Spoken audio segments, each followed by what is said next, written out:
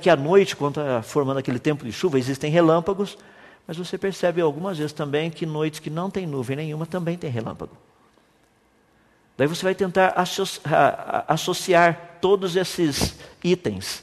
Dentro da ciência é justamente isso que nós precisamos fazer. Nós precisamos olhar as evidências, olhar os fenômenos, estudar e ver se existe algum tipo de relacionamento entre eles.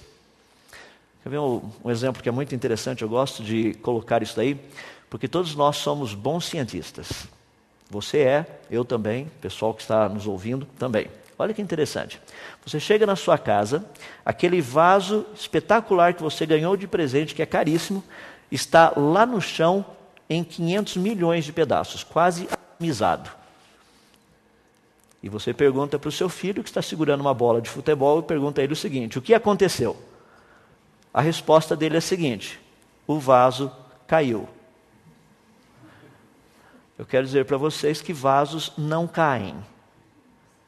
Vasos são derrubados. Não existe vaso com problema psicológico tendente ao suicídio, eles pulam do lugar onde eles estão e se matam. Ou seja, nós sabemos que certas coisas têm alguma coisa por trás. É isso que a ciência procura fazer. Nós precisamos descobrir o que produz isso, o que teria produzido aquilo. Quando nós juntamos essas ideias todas, daí nós podemos chegar a algumas conclusões. Isso é praticamente o que eu acabei de dizer agora. Nós estabelecemos isso na ciência, trabalhamos com isso, dentro daquilo que é chamado de método científico. Eu vou resumir, para ficar bem fácil, o método científico. Ele primeiro faz observações. Então nós vamos lá e ficamos observando uma determinada coisa. Vemos como que esse negócio, o que acontece ali. Quantas vezes acontece? Com qual frequência acontece? E se acontece quando isto está presente e se acontece quando aquilo está presente. Ou se não acontece quando isso está presente, ou se não acontece quando aquilo está presente. Ou se não acontece quando os dois estão presentes. Ou se acontece quando os dois estão presentes. Então o que nós fazemos? Nós fazemos observações. Depois de observar, nós fazemos aquilo que nós chamamos de hipótese. Tentamos dar uma explicação. Pelo menos uma explicação básica. Essa proposta, no caso a hipótese, ela não necessita ser testável. Nós apenas estamos expressando aquilo que nós achamos. Depois de avaliarmos bem essa hipótese, nós temos que formulá-la de uma maneira que ela se torne uma teoria. Daí sim, como teoria, ela precisa ser testável. Daí nós precisamos lá e fazer um teste, ver se ela funciona ou não. E por fim, se essa teoria, nós percebemos que ela funciona e ocorre em todas as vezes, nós transformamos essa teoria naquilo que nós chamamos de lei. Ou seja, essa explicação realmente descreve como a natureza funciona.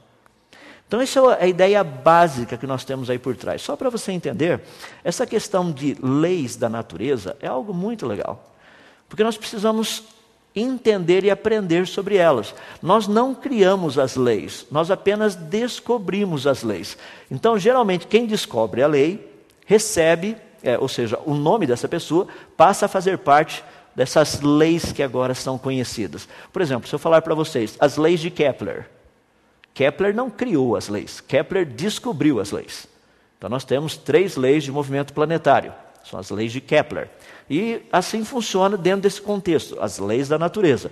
Existe uma quantidade muito grande delas. Estou citando apenas algumas aí. Existem leis que são leis de conservação, existem outras leis relacionadas com gravidade, leis que estão relacionadas com o movimento planetário, como eu citei, leis da termodinâmica, leis de radiação, leis relacionadas com a luz, e a lista vai. Nós temos leis dentro da ciência também, leis como a biogênese, as leis que regem a hereditariedade, leis que regem a codificação genética, tem uma lista muito grande.